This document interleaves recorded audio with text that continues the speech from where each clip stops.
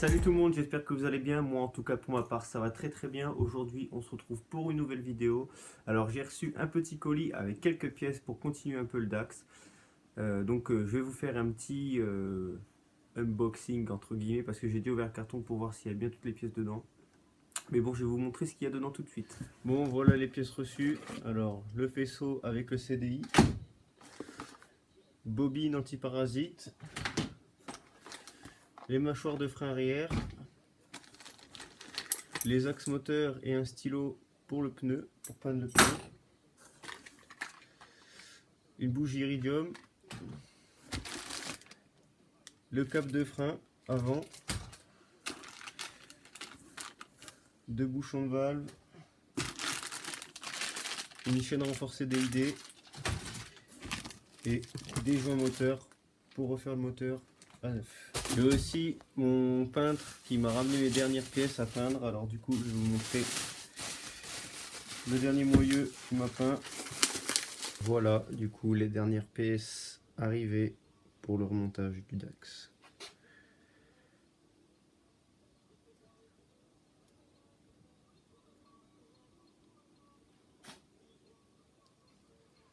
Voilà du coup on en est aujourd'hui actuellement au DAX. Alors ce qu'on va faire aujourd'hui c'est qu'on va remonter le faisceau, le réservoir, passer les durites, mettre l'antiparasite sur le châssis, comme ça toute la partie coffre sera finie. Il me restera plus que du coup à y mettre le moteur dedans, à mettre les connectiques, après faire le carbu et puis la roue arrière. Et quelques fignolages, un peu de pimp et puis il sera bientôt fini. Ainsi que faire la housse de selle. Et ça devrait pas tarder à être fait. Bon, du coup, on se fait un petit time-lapse où je vous remonte du coup toute la partie faisceau, réservoir, durite, les branchements, etc. Je vous montre ça tout de suite.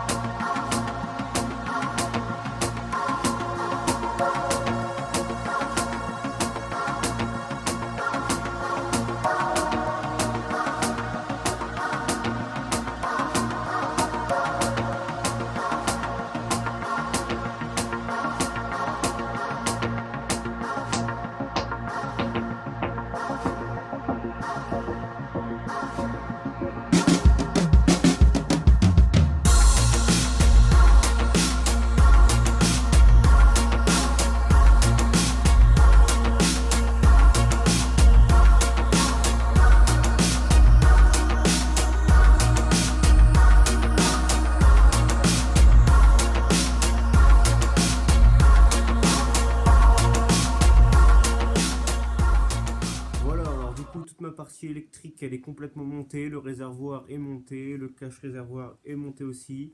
Du coup j'en ai aussi profité pour monter mon garde-boue arrière. Bon par contre je ne l'ai pas filmé parce que ça a bugué.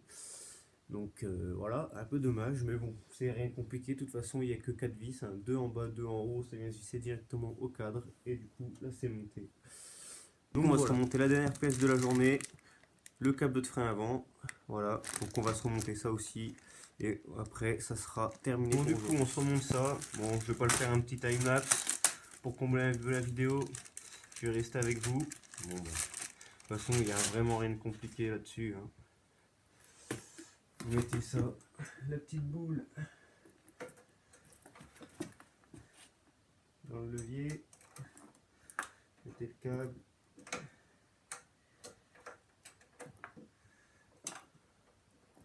Tac, vous bloquez. Alors, comment je vais le passer, voilà. Donc là, ici.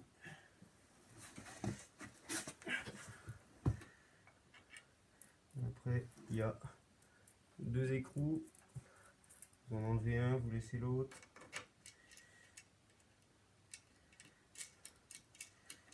Tac.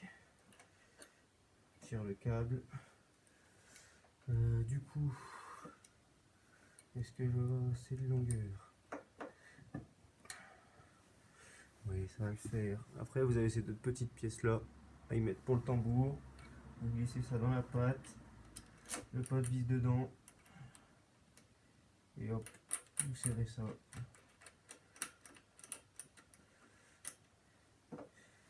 Vous serrez après vos deux petits écrous à l'aide d'une pince.